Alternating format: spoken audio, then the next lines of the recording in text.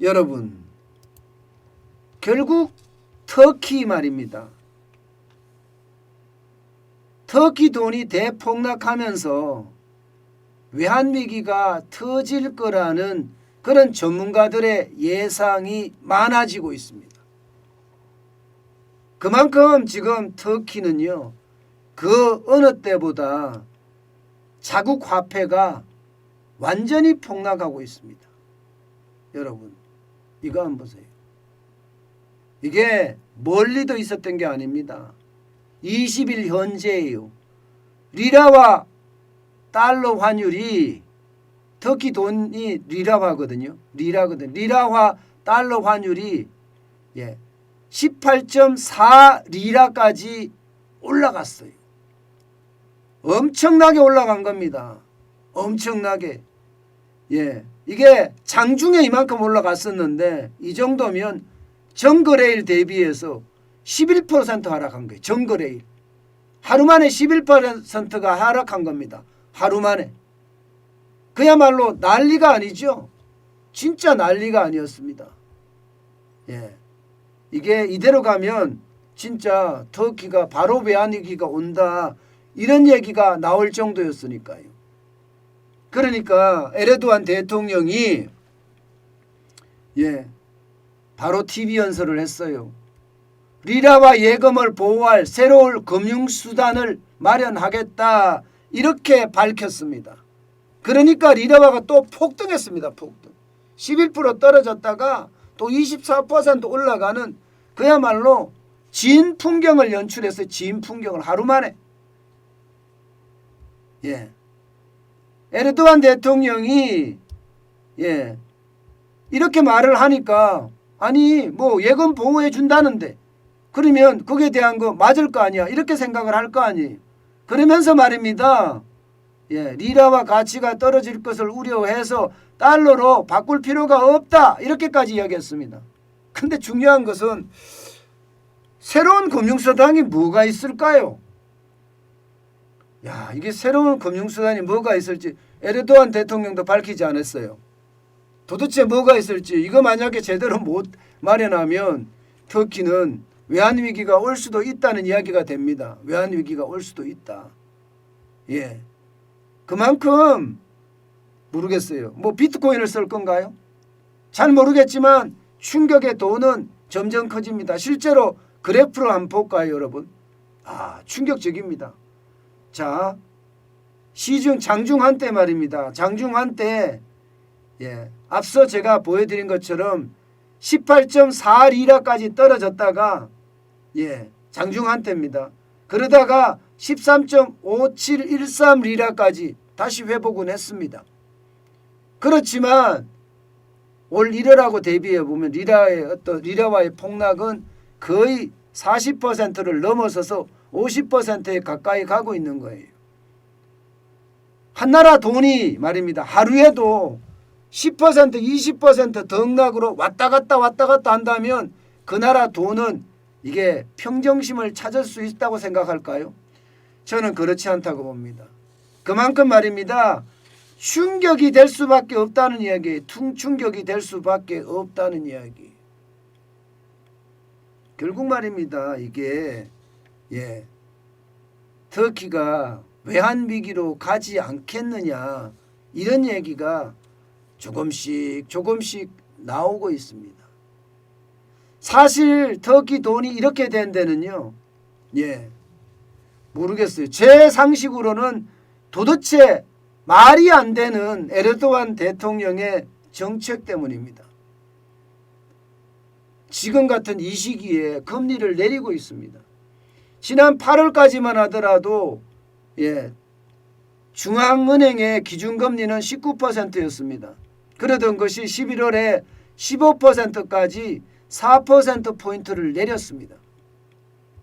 일반적으로 물가가 폭등하고 시중에 돈이 많을 때는요, 기준금리를 올려서 시중에 있는 돈을 끌어들이거든요.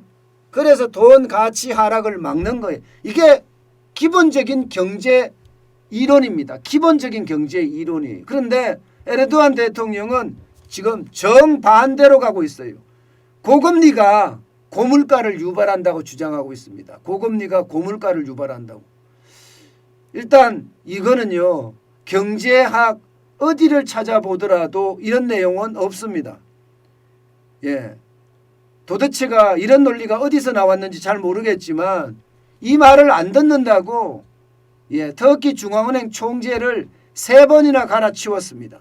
그러면서 금리 인하를 지금 계속 옹호하고 그에 따라서 국민들에게 고금리가 고물가를 유발한다면서 홍보하고 있는 겁니다. 그러니까 이게 여러분 역주행이잖아요. 완전히 역주행이라 거꾸로 가고 있잖아요. 그러니 금리는 어떻게 되겠어요? 물가는 폭등합니다. 물가 보세요 여러분. 물가가 11월 물가가 19.89%고요. 12월에 들어와서는 20%가 넘어섰다고 해요. 전년 대비 물가가 20%가 넘게 올라가고 있다는 겁니다. 물가가 이렇게 계속 치솟으면 국민의 삶은 베네수엘라하고 같아지는 거죠.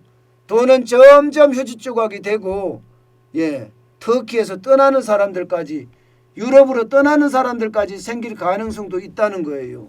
그만큼 충격적인 현실이 지금 되고 있습니다. 자, 이렇게 됐을 때 과연 터키에 외환위기가 오지 않겠느냐. 많은 경제학자들은요. 터키의 외환위기가 지금 오고 있다 이렇게 이야기하고 있습니다. 그 첫 번째 지표가 이겁니다. 이거. 터키의 달러 표시 채권의 금리예요. 완전 급등하고 있죠. 12월 20일 현재 7.3%까지 올라갔습니다. 이게 연초에는 3.1% 수준이었어요. 3.1% 수준. 그러면 달러 표시 채권을 이건 중앙은행들, 은행들이 주로 발행을 하는데 이거 이제 갚으려고 그러면 난리가 났어요. 게다가 많은 돈을 달러 채권을 샀던 사람들이 지금 대거 매도에 나서는 그런 분위기도 있습니다. 만약에 매도를 하게 되면 이거는요. 달러를 그만큼 줘야 되니까 이거 어떡할 수 없습니다. 어떡할 수가 없어요. 그러면 외환이 부족해서 결국 위기를 맞는 수밖에 없습니다. 게다가 터키는요. 시중은행의 총 예금액 중에 절반 이상이 외화입니다. 절반 이상이. 그러니까 많은 사람들이 터키가 불안하니까 리라화로 예금하는 것이 아니라 달러로 예금하는 거죠. 개인도 그렇고 기업도 그렇고요. 그러니까 개인이나 기업들이 전부 다 너무 불안해. 은행까지 망하게 생겼어. 나 달러 여기 넣어놓으면 안 되겠네. 그래서 만약에 찾잖아요. 그러면 또 외환위기 옵니다. 저는 지금 터키는요. 언제 어느 때 거대한 위기, 금융위기, 외환위기는 그렇게 오래 가지 않는다고 생각을 합니다. 오죽했으면 터키의 최대 경제단체죠. 재계가 뭐라고 이야기했냐면 투시아드라는 재계인데요. 에르도안 대통령의 정책으로 물가가 급등했고 경제 전반을 위태롭게 만들고 있다. 이렇게까지 이야기합니다. 그랬더니 에르도안 대통령은요. 오히려 헛소리하지 마라 하는 식으로 재계를 압박하고 말았습니다. 나는 계속해서 이렇게 가겠다는 이야기예요. 계속해서 금리를 내린다. 이러면요. 결국은 물가는 계속 오를 거고요. 물가가 계속 오르면 오르는 만큼 여러분 오르는 만큼 베네수엘라로 가게 됩니다. 저는 터키의 외환위기는 이제는 시간의 문제라고 봅니다. 그만큼 에르도안 대통령의 실정이라고 해야 되죠. 실정이 터키 전체를 위험에 몰아넣는 그런 상황으로 돼가고 있는 것 같습니다. 참 안타깝습니다. 참 안타깝습니다. 저는 지도자가 욕심을 가지고 있으면요. 이게 크게 문제가 된다고 생각을 합니다. 이 권력욕이라는 게 이런 거예요. 국민이야 어떻게 되든 말든 내 욕심껏 하면 된다는 이야기, 그런 것들이 지금 터키를 저렇게 만들어가고 있는 것 아닌가, 저는 그런 생각을 진짜 많이 해요.